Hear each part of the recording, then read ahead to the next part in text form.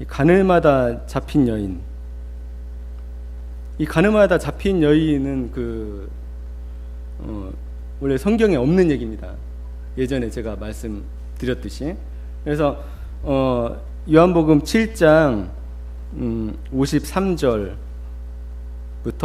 그 다음에 8장 11절까지가 없는 말씀입니다. 원어에 없는 말씀입니다. 그래서 오늘 이것에 대해서 좀 살펴보려고 합니다.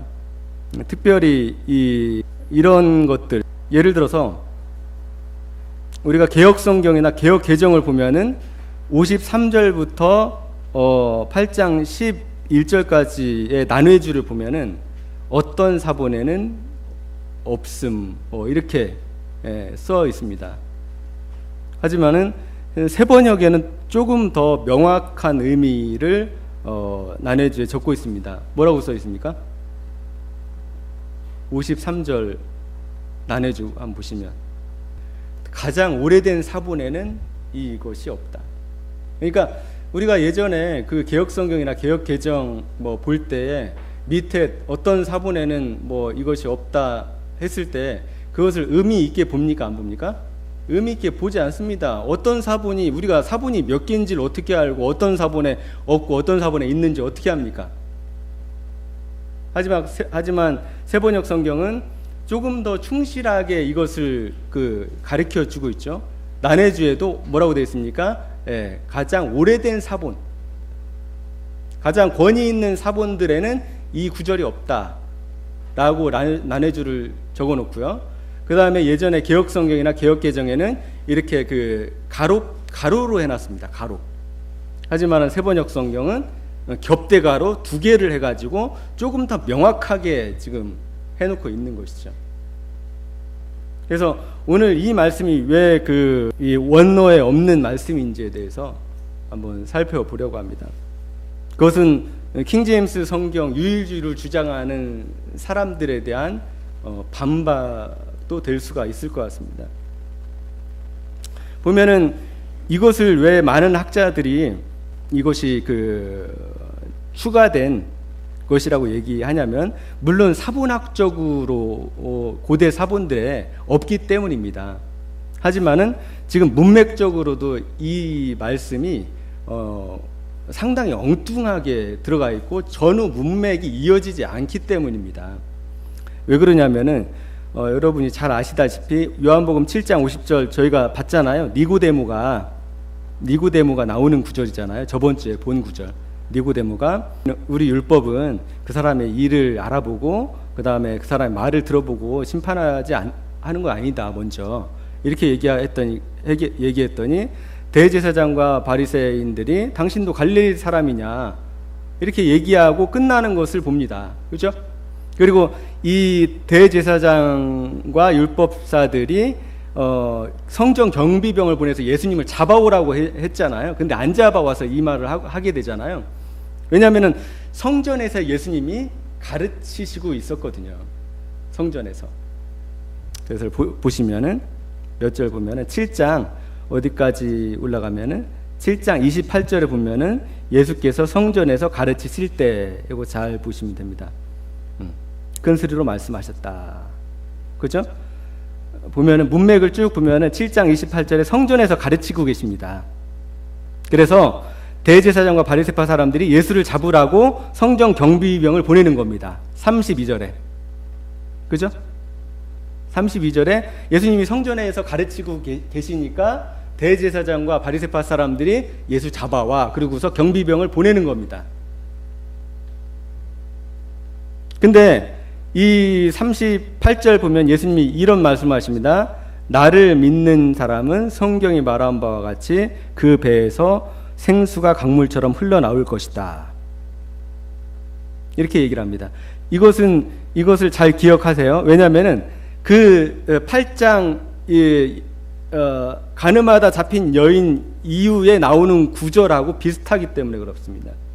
나를 믿는 자는 성경이 말한 바와 같이 그의 배에서 생수가 강물처럼 흘러나올 것이다 라고 얘기합니다. 그러면서 이제 무슨 일이 발생하냐면은 이 경비병들이 대제사장과 바리새인한테 와서 말을 합니다. 예. 그 사람 못 잡아봤는데 왜 못 잡았느냐? 우리가 봐도 그 사람은 일반 사람들 같지 않습니다. 예. 그 사람처럼 말하는 사람은 지금까지 없었습니다. 하고서 이제 너희도 미혹되었느냐? 하고 이렇게 이제 진행이 되는 겁니다. 그리고 결국에는 이제 니고데모가 이렇게 훈계를 한마디 합니다. 그 다음에 그 구절이 어떤 구절이 나와야 되냐면 요한복음 8장 12절이 바로 나와야 되는 겁니다. 보세요.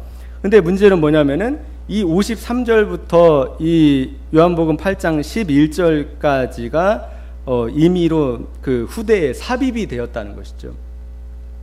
그래서 문맥이 완전히 끊어지는데 한번 보세요. 예, 보면은 53절 보면은 그리고 그들은 제각기 집으로 돌아갔다. 그러니까 그리고 그들은 제각기 집으로 돌아갔다는 말이 무슨 말이겠습니까? 위에 대제사장과 바리새파 경비병들, 그죠? 니고데모가 지금 나왔었지 않습니까? 그걸 얘기하고 있는 거겠죠. 왜냐하면은 이 53절은 위에 붙어 있는 겁니다. 네. 그리고 끊어지군 다음에 예수께서는 올리브 산으로 가셨다. 그러니까 예수님이 원래 어디 계셨습니까? 성전에 계셨죠. 성전에 계셔서 예수께서 올리브 산에 가셨다가 그 다음 날 이른 아침에 예수께서 다시 성전에 가시니 이렇게 되어 있습니다. 다시 성전에 가십니다. 많은 백성들이 모여들었다. 예수께서 앉아서 이렇게 율법 학자들이 가늠하다 잡힌 여자를 끌고 와서 율법 이렇게 하라는데 당신은 어떻게 하시렵니까? 하고 시험했다고 합니다. 예수님께서 몸을 굽혀서 손가락에 땅을 무엇인가 쓰셨다고 합니다. 그래서 이 손가락으로 땅에 쓰신 게 뭐냐라는 것이 제가 어렸을 때도 생각이 나거든요. 서로들 뭘 썼을까 예수님이? 이렇게 수수께끼 같은 그런 의문들을 제기를 하고 있었죠. 뭘 썼을까 예수님이? 근데 성경에 보면은 예수님이 이렇게 누구도 알지 못하는 어떤 행동을 기록한 내용이 별로 없습니다. 도대체 예수님은 뭘 쓰셨을까요? 그래서 이제 모두들 이제 너희 중에 죄 없는 자 먼저 돌로 치라 이렇게 얘기했다고 하지 않습니까? 그리고서 마침내 하나하나씩 다 떠나가고 마침내 예수만 남았다. 그리고 그 여자와 예수만 남았다 이렇게 되어 있습니다. 그죠? 그러니까 예수님하고 누구하고 남았다고요? 예, 그 예수님하고만 딱 남았다는 것이죠. 예수님께서 몸을 일으키시고 예수께서 여자에게 말해요. 여자야, 사람들은 어디 있느냐? 너를 정죄한 사람이 한 사람도 없느냐? 여자가 대답하였다. 주님, 한 사람도 없습니다. 몇 사람이 없다고요? 예, 지금 한 사람도 없습니다. 예수님과 이 여자 외에는 없습니다. 예수께서 말씀하셨다. 나도 너를 정죄하지 않는다. 가서 이제부터는 죄를 짓지 말아라. 이것이 심각한 문제가 있다는 거예요. 성경이 아닙니다. 이거. 그래서 문제가 뭐냐면은 8장 12절입니다. 예수께서 다시 그들에게 말씀하셨다. 지금 여자와 예수님밖에 없었지 않습니까? 딱 두 사람밖에 없었는데 예수께서 다시 그들에게 어떻게 말씀하죠? 다 떠나고 없는데? 뭐라고 말씀하십니까? 나는 세상의 빛이다. 나를 따르는 사람 어둠 속에 다니지 아니하고 생명의 빛을 얻을 것이다 라고 말씀하십니다. 근데 이것이 요한복음 7장 53절부터 8장 11절까지가 없으면 어떤 말씀으로 계속 이어지냐면은 예수님께서 여기 보세요. 7장 38절에 나를 믿는 사람은 성경이 말한 바와 같이 그 배에서 생수가 강물처럼 흘러나올 것이다. 이 말씀이 계속 이어지고 있다는 그 것이죠. 보시면 나는 세상에 그들에게 말씀하셨다. 그들이 누굽니까? 그러니까 여기 성경에서 말하는 것처럼 예수님이 올리브 산에 가신 게 아니고 그 다음에 이튿날 다시 성전으로 오신 것도 아니고요. 원래 예수님이 7장에서 성전에서 말씀하시고 계셨잖아요. 그러니까 그 다음에 니고데모 경비병들이 그들을 잡아가려고 하는 것에 대한 장면이 나온 다음에 예수님이 그 성전에서 다시 그들에게 말씀하시는 장면으로 이어지고 있다는 것이죠. 그러니까 이것이 이제 문맥적으로도 말이 안 되게 지금 돼 있는 것이고, 사본학적으로 보면은 더욱더 확실하게 되는 것이죠. 그러니까 예수께서 다시 그들에게 말씀하셨다는데 그들이 도대체 뭐냐? 예수님 그 여자밖에 없는데. 우리가 이 53절부터 이 8장 11절까지 이 가늠하다 잡힌 여인에 대해서 여러 가지 면에서 살펴볼 수가 있습니다. 이것이 성경의 본문이 아니라는 것을 살펴볼 수가 있습니다. 근데 이제 아까 예수님께서 가늠하다 잡힌 여인에 대해서 뭐라고 합니까? 이 말씀이 심각한 말씀이 됩니다. 우리가 그냥 무심코 지나갈 때는 예수님이 이런 여인까지도 이렇게 정죄하지 않는다고 하신다. 예수님의 사랑, 그죠? 예수님의 그 사랑을 강조하는 말씀으로 이해를 하죠. 하지만은 여러 가지 이 본문의 배경으로서 전혀 이해할 수 없는 장면들이 많이 나옵니다.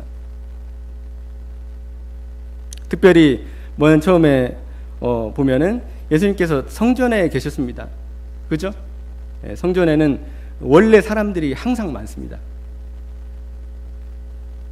그리고 이 율법학자들과 바리새파 사람들이 가늠하다 잡힌 여자를 끌고 와서 예수님을 시험했다고 하지 않습니까? 그죠? 근데 예수님께서 몸을 굽혀서 손가락에 땅을 쓰시고 너희 중에 죄 없는 자 먼저 돌로 치라 이렇게 말씀하시니까 율법학자들과 바리새인들과 거기에 모여있던 수많은 적어도 수백 명이 모였겠지 않습니까? 이른 아침에 어떤 여자가 가늠한 것을 잡아서 끌고 왔어요. 온 동네가 난리가 나지 않았을까요? 그 성전 그 주변에 수백 명만 모였겠습니까? 그 많은 사람들이 모여 있는 겁니다. 근데 예수님께서 땅에 무언가를 쓰시고 너희 중에 죄 없는 자 먼저 돌로 치라고 하니까 웬일입니까? 율법학자들, 바리새인들이 떠나갔다는 거죠. 예수님의 이 정도의 시험에 떠나갈 정도였으면 이 가늠하다가 잡힌 여인을 예수님한테 굳이 끌고 왔을까요? 이 바리새인과 이 율법학자들이 그 정도로 이 예수님의 그 말씀, 너희 중에 죄 없는 자가 먼저 돌로 치라는 말씀에 그렇게 그렇게 양심 있는 존재로 성경에 나오는가요?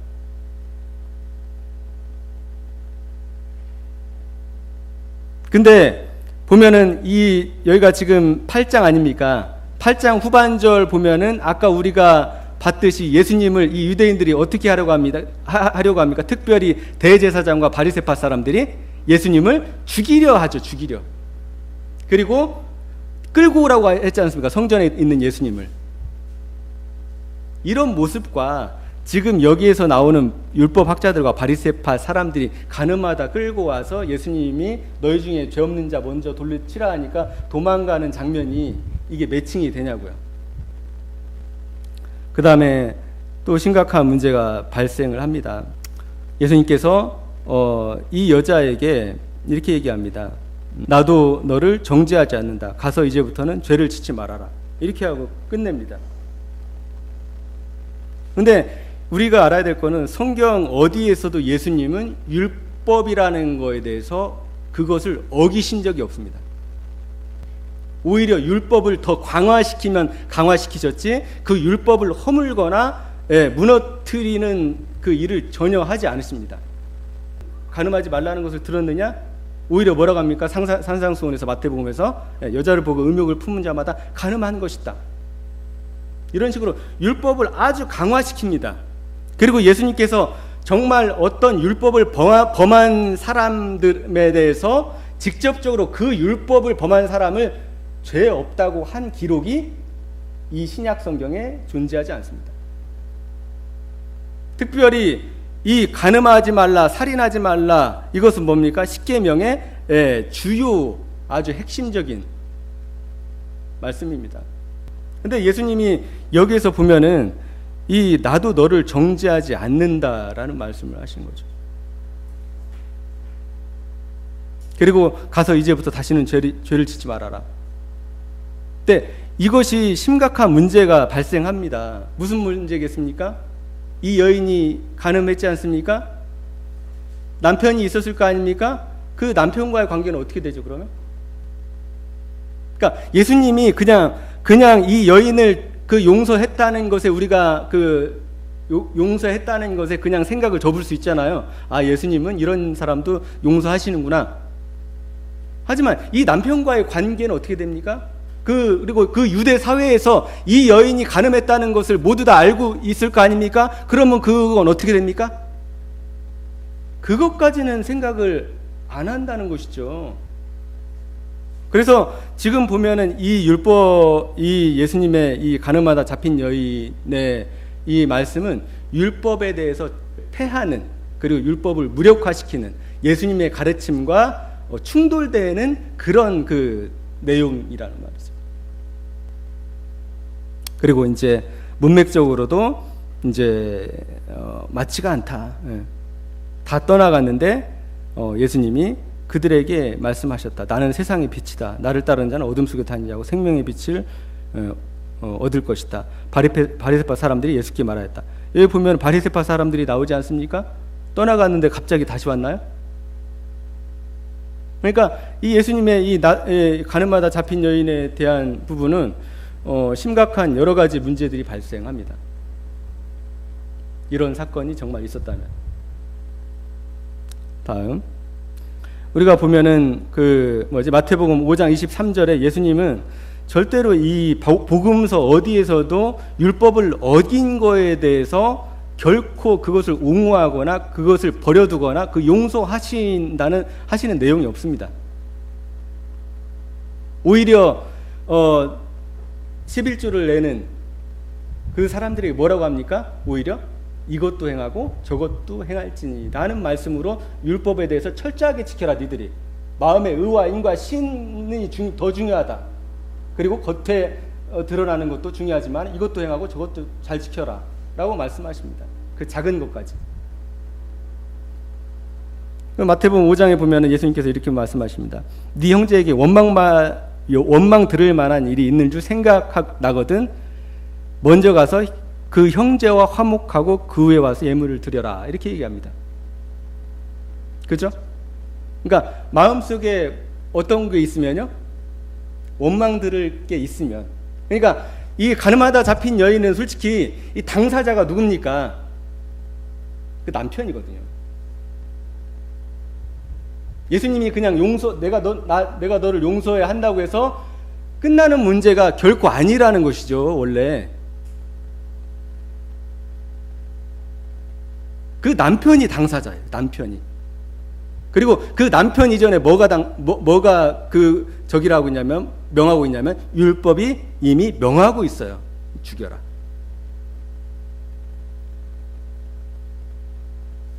근데 그것을 예수님이 이 전후 사정 고려하지 않고 나도 너를 정죄하지 않는다. 다시 가서 죄를 짓지 마라. 이렇게 해서 이 여인이 가서 어떻게 살았을까요? 이 유대 사회에서 살 수 있었을까요? 그러니까 말이 안 됩니다. 그러니까 내용상으로도 그렇고. 그러니까 여기 보면은 형제와 먼저 화목하고 예물을 드리라고 합니다. 작은 것에 마음에 걸리는 것이 있으면. 근데 이 여인은 마음에 걸리는 것이 아니라 십계명의 그 아주 핵심적인 그 유대 사회에서는 결코 범해서는 안 될 일을 범했습니다. 그리고 그 당사자는 남편입니다. 그리고 그 율법에 의해서 어떻게 되냐? 죽어야 됩니다. 그러니까 그런 율법을 폐하는, 무너뜨리는 그런 일을 주님께서는 하지 않으신다. 그래서 이렇게 말씀하죠. 간음하지 말라 하였다는 것을 너희가 들었냐? 여자를 보고 음욕을 품는 자마다 이미 간음하였느냐. 산상순이 무슨 소용이 있습니까? 나도 너를 정죄하지 않는데 예수님이? 그잖아요. 간음했어도 예수님이 정죄하지 않는데 여자에게 음욕을 품는 자마다 간음했다. 이 말씀이 어떻게 됩니까? 서로 충돌합니다. 예수님이 저 여자는 죄를 묻지 않는다고 하시고 우리한테는 왜 여자를 보고 음욕을 품는 자마다 간음했다고 합니까? 안 맞아. 그리고 성경 전체에서는 이 살인, 간음, 그러니까 십계명의 주요 그 명령에 대해서 지속적으로 우리가 예전에 그리스도의 계명, 하나님의 율법 이런 거 살펴봤을 때도 나온 것처럼 그런 것에 대해서 하나님은 결코 용납하지 않으십니다. 믿는 사람이, 믿는다고 한 사람이 그러한 일을 저질렀을 때 바울은 뭐라고 합니까? 그런 사람은 결코 하나님의 나라를 유업으로 받을 수 없다. 지옥에 간다. 보시면은 마태복음 보면은 마태복음 보세요. 마태복음 5장 32절 보면은 음행한 연고 없이 아내를 버리면은 이는 저로 간음하게 함이요. 또 누구든지 버린 여자에게 장가드는 자도 간음함이요. 마음에 나오는 악한 생각과 살인과 간음과 음란과 도둑. 그러니까 예수님이 이런 죄악들을 계속적으로 바리새인과 유대인들에게 계속적으로 강조를 하십니다. 그런데 나도 너를 정죄하지 않는다. 이 말이 그 예수님의 전체적인 가르침과 맞지 않는다. 또 보세요. 어느 청년이 와서 어떻게 해야 영생을 얻겠습니까? 물어보니까 예수님이 그러죠. 계명을 지켜라. 네가 하나님의 말씀을 지켜라. 그랬더니 예수님이 살인하지 마, 간음하지 말라, 도둑질하지 말라, 거짓 증거하지 말라 하는 것을 네가 들었지 않냐? 이 청년이 뭐랍니까? 이거 다 지켰습니다. 이렇게 얘기를 했었죠. 전체 다 그렇습니다. 간음과 탐욕과 악독과 속임과 음탕과 흘기는 눈과 인간의 죄악을 나열하시면서 예수님께서 이렇게 말씀하신 거고요. 그러니까 이 바리새인들이 보면은 이 바리새인이 이제 기도하는 장면 나오지 않습니까? 나는 다른 사람들 곧 토색, 불의, 간음한 자들과 같지 아니하며 이 세리와도 같지 않습니다. 이렇게 하나님께 기도하는 이 바리새인과 이 율법사들이 예수님이 너희 중에 죄 없는 자 먼저 돌로 치라 했을 때 도망갑니까? 돌로 칩니다. 나는 저 세리와 같지 않습니다. 그리고 간음하는 자와 같지 않습니다. 토색하는 자와 같지 않습니다. 자기 의로움이 가득 차 있는 사람입니다. 예수님도 죽이려고 하는데 그 간음한 여인을 안 죽인다고요?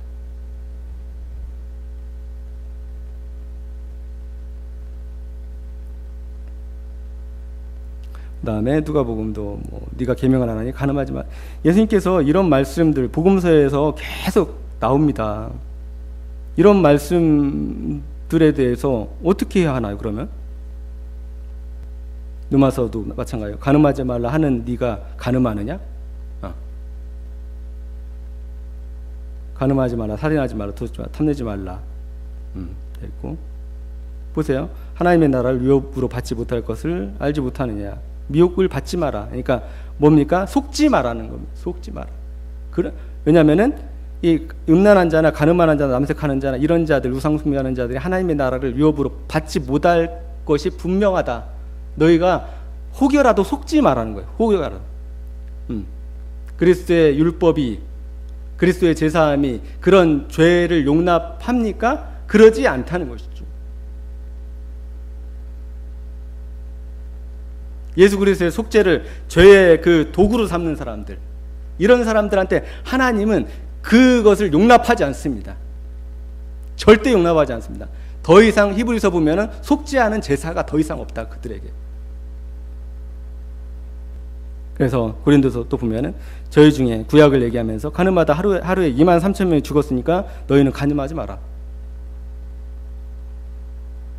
죽었다는 표현이 구약에서 죽었다는 표현이 뭡니까? 하나님으로부터 저주를 받아서 죽은 거 아닙니까? 하나님으로부터 버려졌다는 겁니다. 히브리서 보면은 혼인을 귀히 여기고 더럽히지 마라. 음행하는 자들과 간음하는 자 하나님이 심판하시리라. 네. 하나님이 심판하시리라.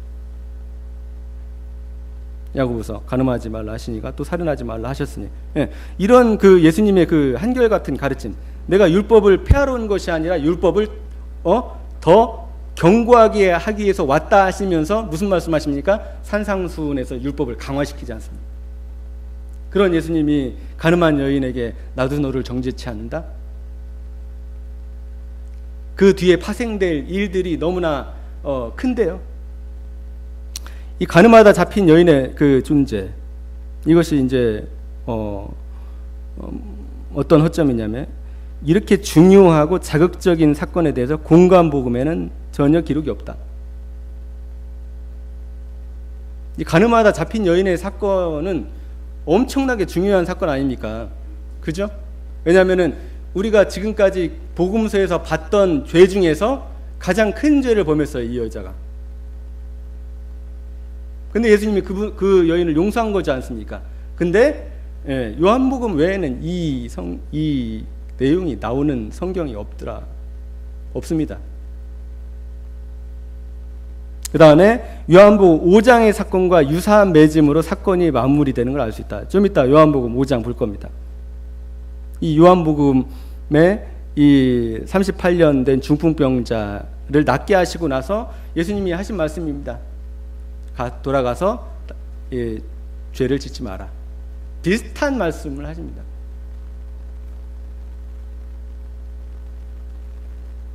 그 다음에 명백히 초기의 다수의 사본과 번역본들 대부분에서 해당 본문이 존재하지 않는다.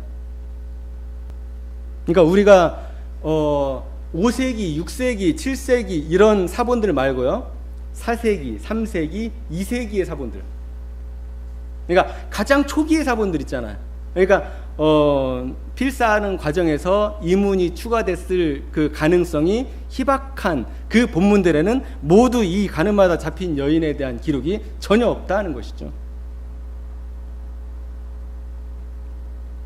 그 다음에 가늠한 여인의 죄에 대한 당사자는 남편으로 예수님의 죄사함 율법과 충돌한다. 그 다음에 이 뉴 킹제임스 성경의 이 난해주를 보면요, 킹제임스 성경 아닙니다. 그러니까 뉴 킹제임스 성경이 이제 킹제임스 성경이 너무 고어로 되어 있기 때문에 현대어로 조금 이렇게 한 것입니다. 하지만 이 킹제임스 유일주의자들은 뉴 킹제임스를 엄청나게 비난합니다. 왜 비난할 것 같습니까? 킹제임스 성경에 대한 여러 가지 것들을 다 폭로하고 있거든요. 뉴 킹제임스 난해주에 각 주에 보면은 뭐라고 되어 있냐면은 요한복음 7장 53절에서 이 8장 11절까지의 이 가로 있잖아요. 이 브라켓은 오리지널 텍스트에 없다는 것이다. 그러니까 원문에 없다는 것이다. 그 다음에 뭐라고 했냐면은 그것이 없는 사본, 그것이 없는 사본은 900개 이상이 존재한다. 900개 그 요한복음이 있는 사본들을 다 조사해 봤더니 900개 이상이 그 가늠하다 잡힌 여인의 기록이 없다. 절대 다수의 사본들이 이 구절이 없다. 특별히 오래된 사본, 그러니까 예수님 그 당시에 사도시대와 가까운 시대일수록 더더욱 그 내용이 없다라는 것을 이제 얘기를 하게 됩니다.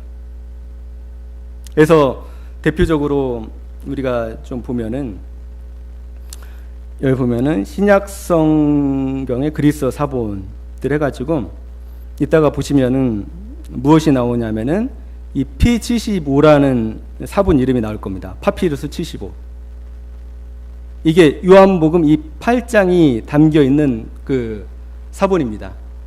이것이 몇 세기의 사본이냐면은 200년대 사본입니다. 200년대 AD 200년대 사본이면 엄청나게 오래된 사본입니다. 그 다음에 여기 보시면은 P66이라고 보이시죠? 보머드 파피루스. 네, 보면은 주 125년경. 그러니까 사도 시대 이후에 거의 이제 바로 거의 그 필사된 사본들인데 이것은 거의 요한복음만 있습니다. 이런 사본에 없더라. 전부 다 없습니다. 그 다음에 우리가 이제 알아야 될 것이 무엇이냐면은 사본에 있어서 오래된 그리스어 사본도 중요하지만은 그 당시에 보면은 요한이 혹은 마태가 혹은 누가가 이 복음서를 썼을 거 아닙니까? 그리스어로. 그리스어로 쓰고서 이것을 어떻게 했을까요? 이게 어떻게 됐을까요? 어떤 교회에서 보기 위해서는 어떻게 됩니까? 필사하죠. 네. 이 자필 원본이 필사가 됩니다. 그래서 교회에서 회람이 됩니다. 한 개만 필사했을까요? 교회가 한 개입니까? 아니죠. 교회마다 필사했겠죠. 필사해서 회람을 합니다. 이 가장 완벽한 원본은 이 자필 원본이라고 할 수 있겠죠. 그 다음에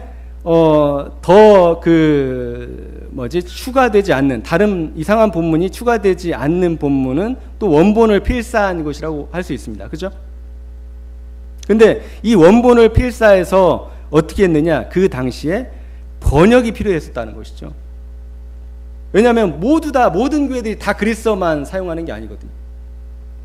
지역마다 사용하는 언어가 틀리기 때문에 그들이 예수님의 그 복음에 대해서 알아야 되잖아요. 그래서 무엇이 발생했느냐? 그 당시에 시리아어, 그 당시 요르단, 그 다음에 터키, 그 당시 소아시아 이쪽에 전부 다 이제 그 시리아 역을 썼으니까 페시타 역본이 거의 표준 성경으로 자리를 잡고 있었습니다. 페시타 역본. 그래서 이 페시타 역본이면은 거의 그 2세기에 쓰여집니다. 왜냐하면 복음서가 쓰여진 다음에 교회들이 봐야 되지 않습니까? 그죠? 그러니까 빨리 쓰여져야 되잖아요. 교회들이 봐야 되니까. 근데 이 페시타 역본을 살펴보니까 가늠하다 잡힌 여인의 그 내용이 있더라 없더라? 없더라.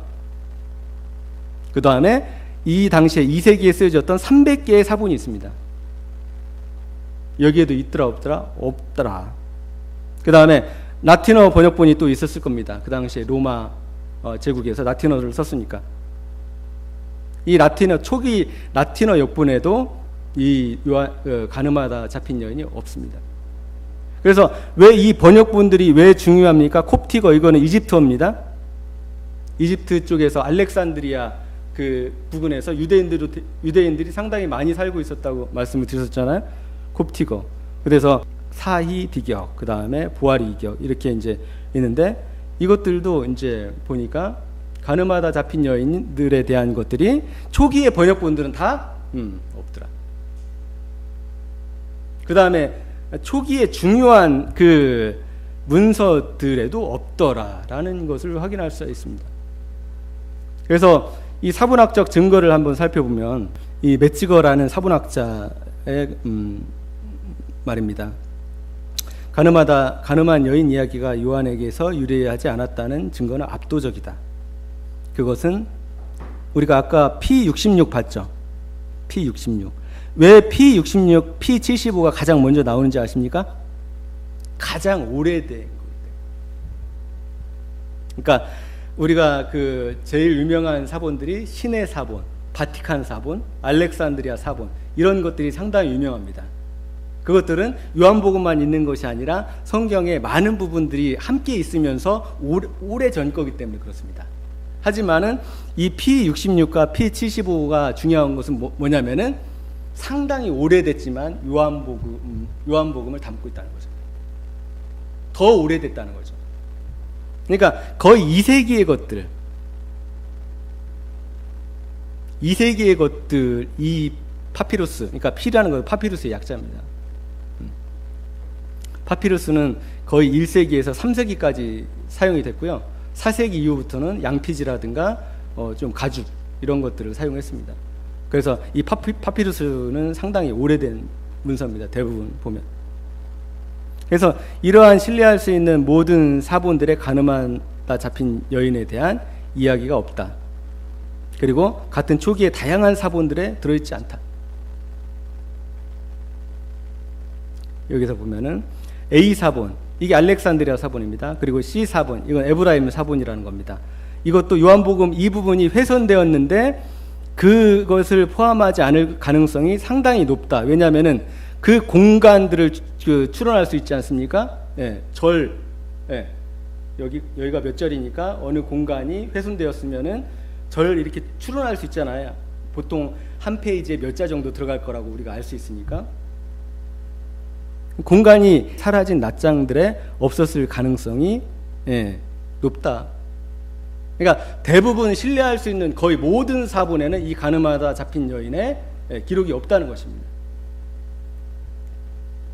그 다음에 동방의 경우에 가장 오래된 형태의 시리아 번역본뿐만 아니라, 이거 아까 말씀드렸듯이 이제 페슈타 역본, 뭐 이런 시리아 역본이 오래된 시리아 역본들입니다. 시리아 역본들.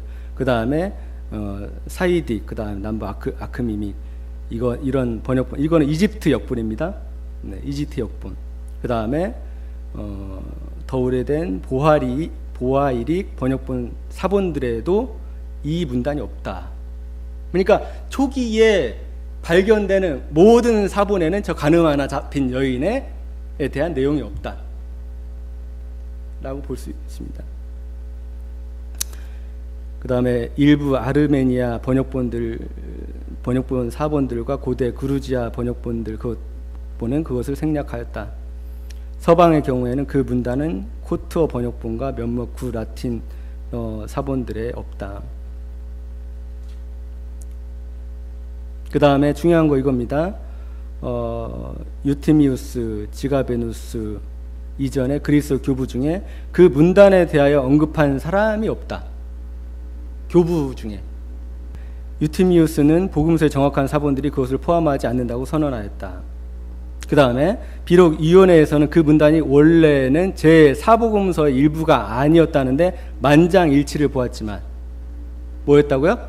그것은 그 가늠하다 잡힌 여인의 그 문장은 사복음서에 전혀 없었던 것이야 라고 만장일치로 사본학적으로 결론을 냈지만 그 이전에 킹제임스 성경이 몇 년 동안 봤습니까? 270년 동안 봤죠.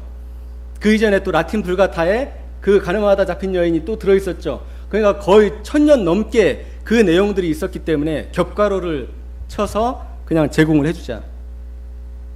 보시면은 대다수 요원들은 그 문단이 분명히 오래된 점을 감안하여 그것을 인쇄하고 이중 꺽쇠 가로를 묶어 위치에 포함시키기로 하였다라고 해서 지금 우리가 보고 있는 것에 이중 꺽쇠가 되어 있는 것입니다.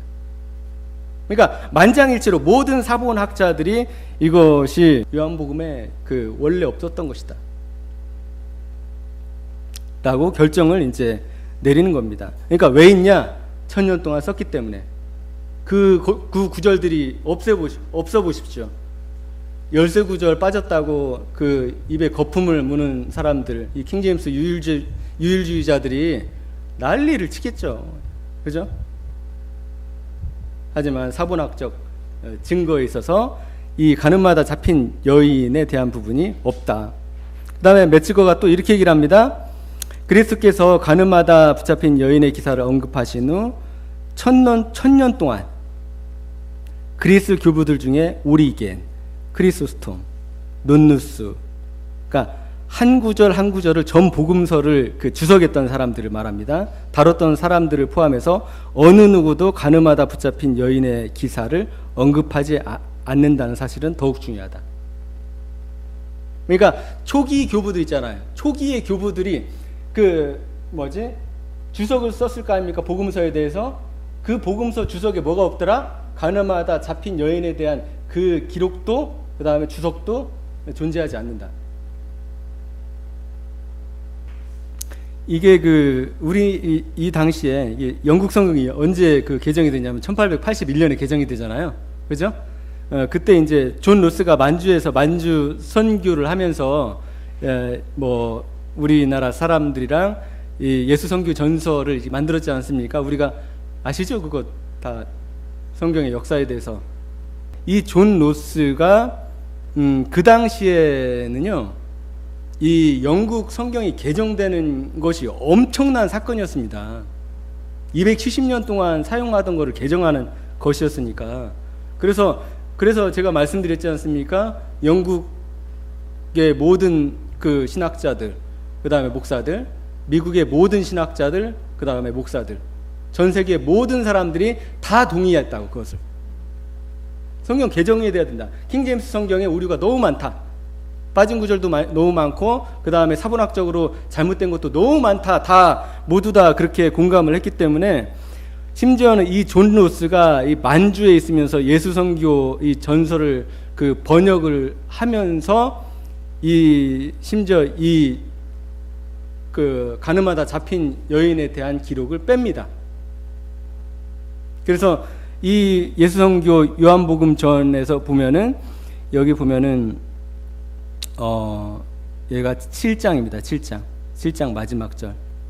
그 다음에 8장 요한서 제8장 이렇게 되어 있지 않습니까? 8장 시작하는데 어떻게 시작하냐면은 예수 다시 뭇 사람더러 이르되 나는 세상의 빛이라. 이게 보시면은 아까 보면은 7장 여기서 보면 예 그렇죠. 8장 12절이죠. 예수께서 다시 그들에게 말씀하셨다. 나는 세상의 빛이다. 이렇게. 그러니까 8장 그 당시에는 근데 이제 장절이 없었으니까 이렇게 쉽게 결정을 할 수가 있었던 부분이 크죠. 예. 한국 성경에는 장절이 없었으니까. 하지만 외국 성경에는 미국 성경에는 다 장절이 있었죠. 이렇게 원래 이렇게 빼려고 했었습니다. 이 존 로스가. 그리고 뺐었습니다. 하지만은 빼서 이렇게 냈어요. 1883년에. 이 존 로스라는 사람이 보통 사람이 아닙니다. 이 사본학, 그 다음에 그 당시에 그 이 사본 문제에 대해서, 본문 비평 문제에 대해서 상당히 그 잘 알고 있었던 사람입니다. 그래서 이 사람이 이것을 왜 뺐냐라고 이제 보면은 1883년에 1월 24일 날 로스가 그 라이트 박사라는 사람한테 보낸 편지에 이렇게 기록을 하고 있습니다. 저는 개정 그리스어 역본의 읽기, 그러니까 독법을 그대로 채용하면서 그 역본이 생략한 모든 단어와 절과 문장을 삭제했습니다. 개정자들은 요한복음 8장의 가늠한 여인 이야기와 마가복음의 결론 부분을 생략하는데 주저하는 듯합니다. 왜냐하면 결국은 그걸 넣지 않습니까? 왜냐하면 너무 오래됐으니까 그냥 겹가로 해서 넣자 해가지고 넣지 않습니까? 하지만은 이 존 로스는 왜 주저하는지 이해를 못하는 거죠. 없는 것에 대해서 왜 그 확실히 없는 건데 왜 주저할까? 이렇게 주저하는 듯 합니다. 그러나 저는 둘 다 삭제했습니다.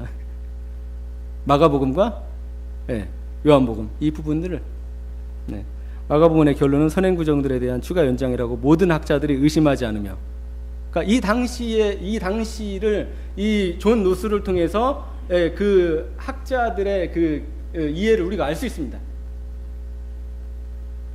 오늘날보다 사본학에 대해서 더 깊은 이해가 있었다고요. 그 당시에. 가늠한 여인 이야기는 비록 그 진정성에 대한 증거가 없지는 않지만 신빙성이 부족한 것이 분명하다고 생각합니다. 한글 역본이 완전히 새로운 번역이므로 저는 개혁자들처럼 이 구절들을 생략하지 못할 이유가 없습니다. 과감하게 생략했습니다.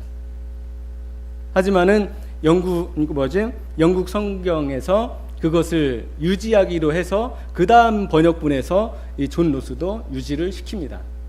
추가를 합니다. 결국은. 하지만은 이 정도로 그 만주에 있던 존 로스라는, 그러니까 외국에 있는 사람이지 않습니까?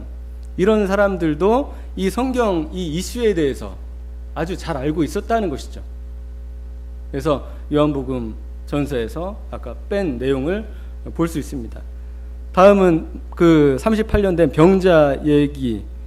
요한복음 5장에 보면요, 5장 1절부터 보면은 38년 된 병자 얘기가 나옵니다. 그러니까 베드자다. 그러니까 우리 세번역 성경은 베드자다라고 음역을 했습니다. 정확하게 음역을 했습니다. 원래 한글 개혁 성경에는 베데스다 연못입니다. 베데스다 연못이 있었는데 거기에 주랑이 5 있었다. 이 주랑 안에는 많은 환자들, 눈먼 사람, 다리 저는 사람, 중풍병자, 온갖 사람들이 다 누워 있었습니다. 그들은 물이 움직이기를 기다리고 있었습니다. 주님의 천사가 때때로 모세에 내려와 물을 휘저었는데 물이 움직이는데 맨 처음에 들어간 사람은 무슨 병이 걸렸든지 나았기 때문입니다. 거기에는 38 된 병자가 있었다는 것이죠. 그 병자에게 이렇게 얘기를 했습니다. 그 병자가 이미 오랜 세월 동안 그렇게 보내고 있는 것을 아시고 물으셨다. 낫고 싶니? 이렇게 물었죠. 예수님. 그 병자가 대답했죠. 주님, 물이 움직일 때 나를 들어서 못에다 던져주는 사람이 없습니다. 내가 가는 동안에 남들이 먼저 들어갑니다. 예수께서 말씀하셨다. 일어나서 내 자리를 걸어가라. 그리고서 이 사람이 이제 낫게 되고요. 그 다음에 처음에 이제 이분이 누군지 몰랐다가 나중에 그 뒤에 예수께서 성전에서 그 사람을 만나서 말씀하셨다. 보아라, 네가 말끔히 나았다. 다시는 죄를 짓지 말아라. 익숙한 표현 아닙니까? 보아라, 네가 말끔히 나았다. 다시는 죄를 짓지 말아라. 아까 가늠하다 잡힌 여인의 내용과 약간 끝맺음이 흡사하죠. 그리하여 더 나쁜 일이 생기지 않도록 하여라. 그 사람은 가서 자기를 낫게 하여 주신 분이 예수라고 유대인들에게 말하였다. 여기에서 제가 오랫동안 고민하던 문제가 좀 풀렸습니다. 뭐가 풀렸냐면은 지금 보면은 제가 옛날에 고민했던 것이 무엇이냐면은 여기에서 주님의 천사가 못에 내려와서 물을 휘저 놓았다고 되어 있지 않습니까? 그죠?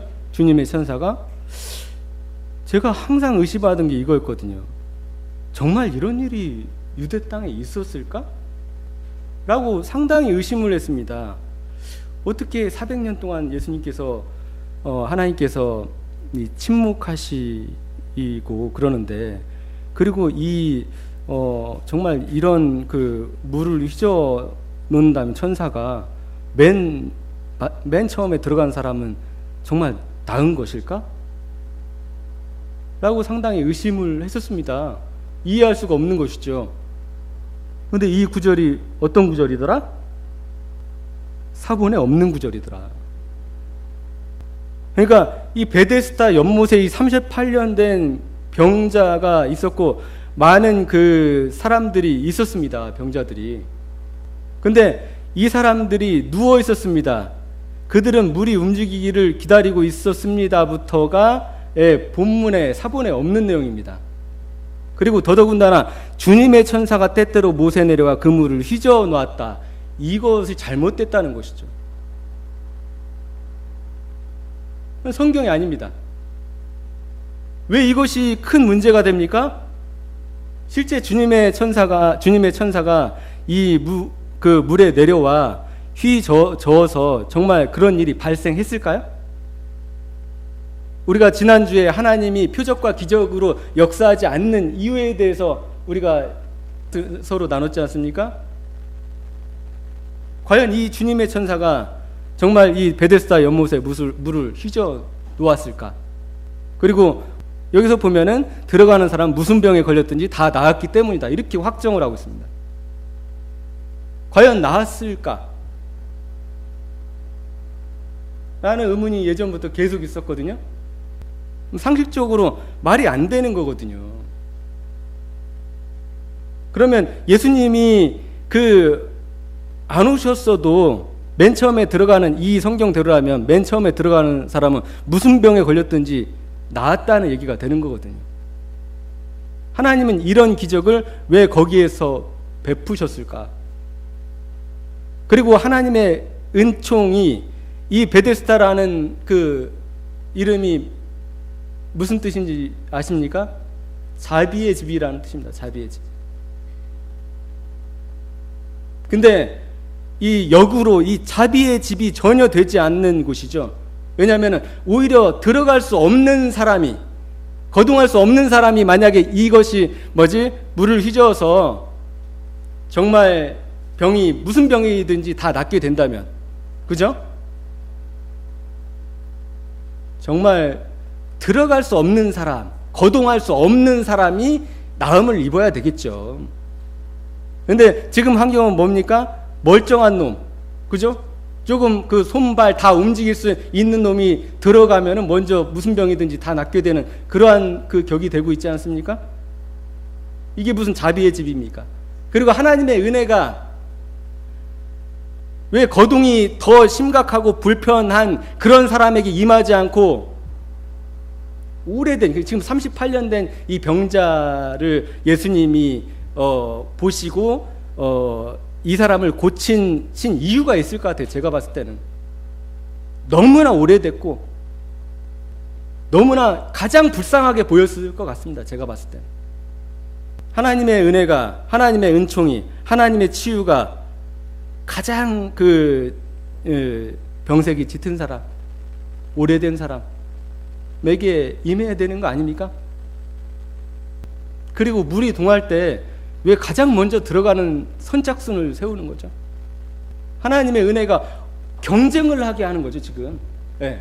한 사람, 딱 한 사람만 들어와라. 이렇게. 우리가 하나님의 속성을 살펴봤듯이 하나님은 그런 분이 아니더라. 그래서 실제로 우리가 이것을 빼고 읽어야지 정상이 됩니다. 이것이 없어야 됩니다. 다리 저는 중병분들이 많이 누워 있었다. 거기에서 38에 된 병자가 있었다. 그러니까 이 베데스다 연못에서 이 어떤 그 기적을 바라고 온 사람들은 어떤 기적을 바라고 있는 겁니까? 허황된 기적을 바라고 있는 겁니다. 거기에서 어떤 일도 일어나지 않습니다. 오늘날 신유 은사, 치유 집회 하는 사람들의 그 치유 집회처럼 아무 일도 일어나지 않습니다. 그냥 바램으로 다 모여 있는 겁니다. 그러면서 여기 이것은 맞는 말이죠. 보시면은 주님, 물이 움직일 때 나를 들어서 못에다 던져주는 사람이 없습니다. 내가 가는 동안에 남들이 먼저 못에 들어갑니다. 못에 들어가서 나았을까요? 우리가 지금 사본에 없는 구절을 빼니까 지금 어떻게 됩니까? 내용이. 거기는 치유가 일어나는 장소가 아닙니다. 바람일 뿐이지.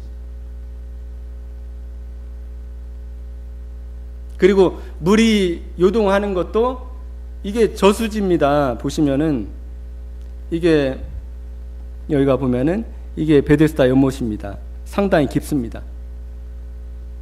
여기가 이제 물이 계속 이제 있고, 그 다음에 물이 이제 줄어들면은 또 이제 수문을 개방할 것 아닙니까? 그러면은 그때 이제 물이 이제 동화한다는 겁니다. 수문이 개방돼요. 그래서 이 베데스다 연못이 어디냐면 여기 황금사원 있지 않습니까? 예, 예루살렘 성전 모리아산 성전 옆에 여기가 베데스다 연못입니다. 예. 이렇게 깊어요. 저기 38년 된 이 병자 여기 물에 들어가서 제대로 빠져 나올 수나 있을까요? 이게 과연 자비의 집일까요?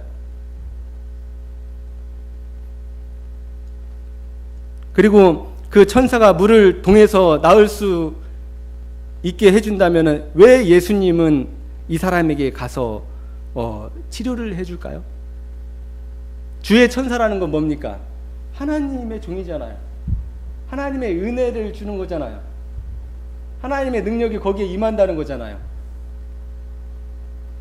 근데 왜 예수님이 가서 치료를 해주죠?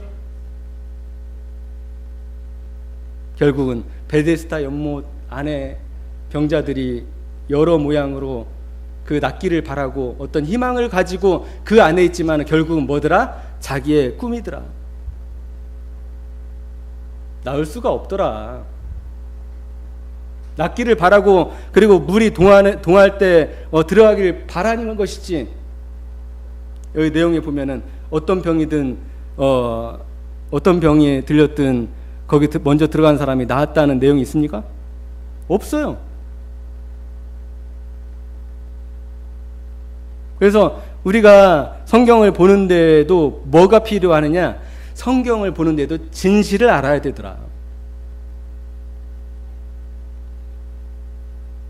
진실을 알지 않고서는 그리고 하나님 말씀에 충실하지 않고서는 이 성경은 다른 나라 이야기가 되고 있는 것이죠. 얼마나 내용이 그 두 구절 빼니까 얼마나 다른 내용이 됩니까, 지금.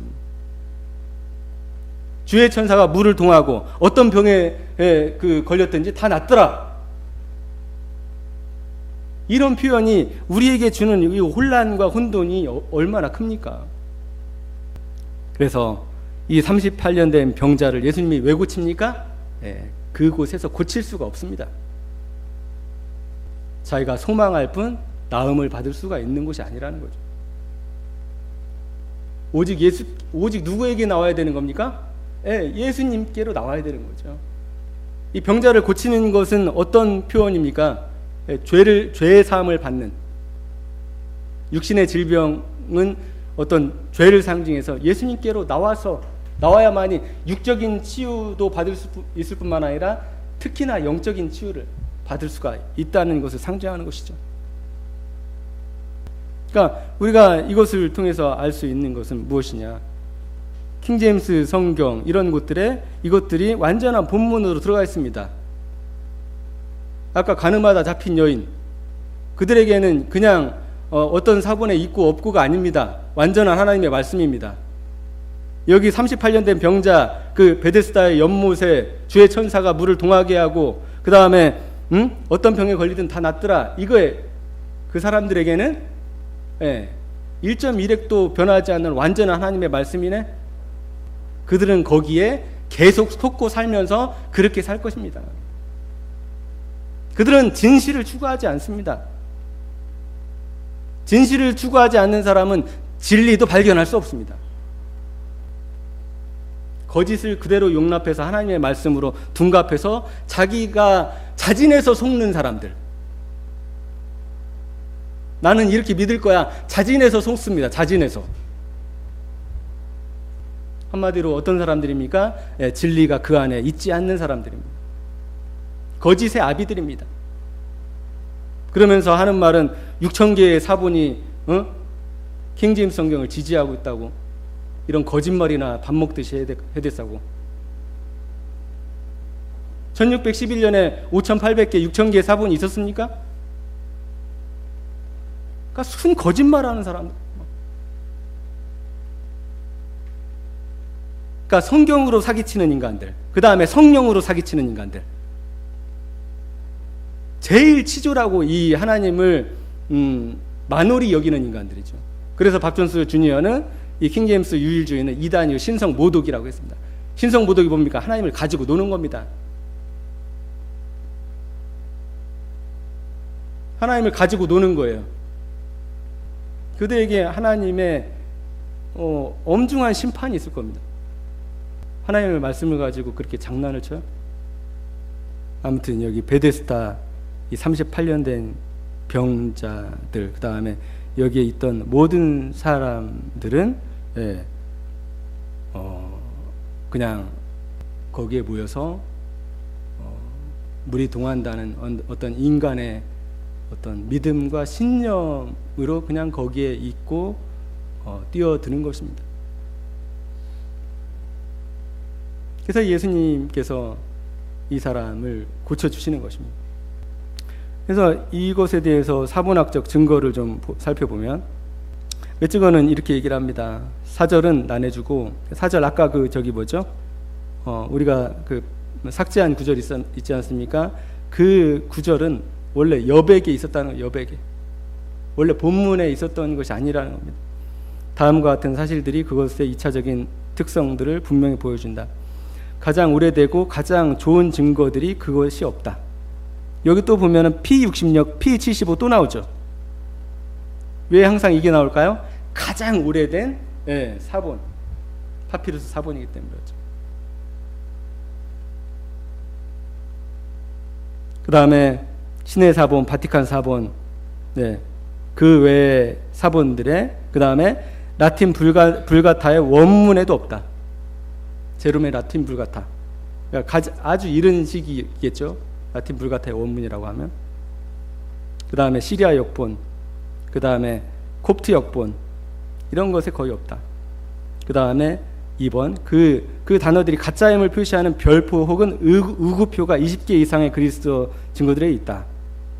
그러니까 뭐냐면 이건 뭔가 이상해, 뭔가 이상해, 아닌 것 같아 라는 표시, 별표라든가 의구표, 의문점을 표시하는 것들이 사본에 존재한다 라는 것입니다. 그 다음에 요한의 것이 아닌 단어나 표현들이 있다. 그러니까 요한이 그 요한복음에서 전혀 쓰지 않은 단어들 있잖아요. 전혀 사용하지 않는 단어들이 그 구절에 적혀 있었다는 거죠. 그래서 보면 마지막 네 단어는 신약 성경에서 여기에만 등장한다. 신약 성경 전체에서 말하는 것 같습니다. 그러니까 일반적으로 복음서 기자들이나 서신서 기자들이 전혀 사용하지 않는 그런 단어를 사용했다는 것이죠.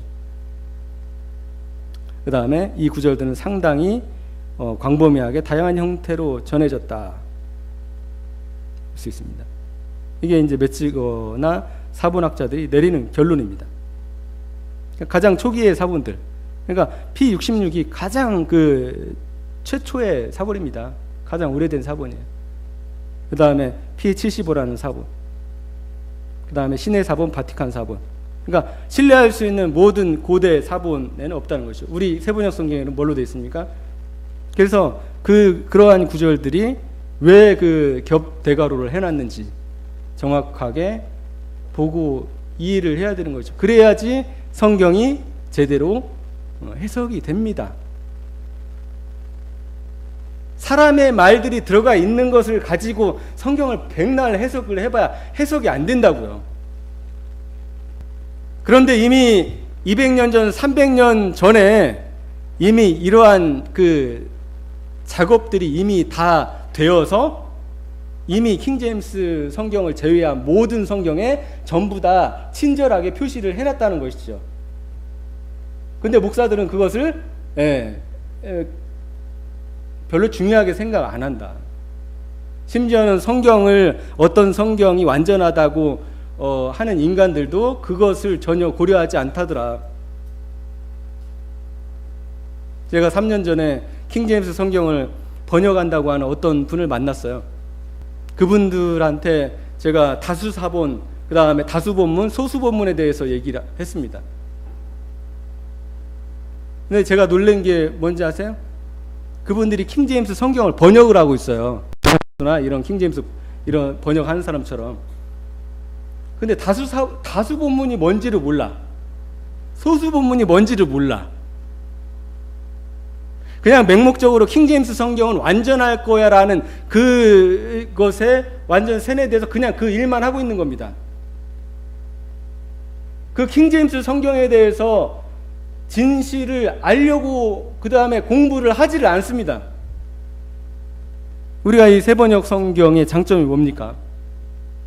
이러한 부분들에 대해서 정확하게 우리가 고려할 수 있도록 잘 표시를 해주고 있다. 이것이 겹과로 두 개가 있어가지고 우리 믿음이 약해집니까? 아닙니다. 오히려 이 38년 된 이 병자에 대한 이 이해가 훨씬 더 잘 됩니다. 그것을 뺨으로써. 아무튼 목사들은 이런 사본 어떤 적어도 성경에 있는 그 내용들에 대해서 고려를 해야죠. 그리고 킹제임스 성경을 주장하는 그 인간들도 좀 공부를 해야 됩니다.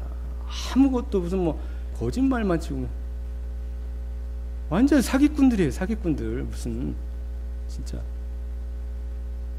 그러면서 천국 가기를 바라는 게 신기해요. 저는 십계명에 보면은 뭐라고 되어 있습니까? 내 이웃에 대해서 거짓 증거하지 말라고 되어 있거든요. 이웃에 대해서도 우리는 거짓말하면 안 됩니다. 근데 성경 가지고 거짓말 쳐요?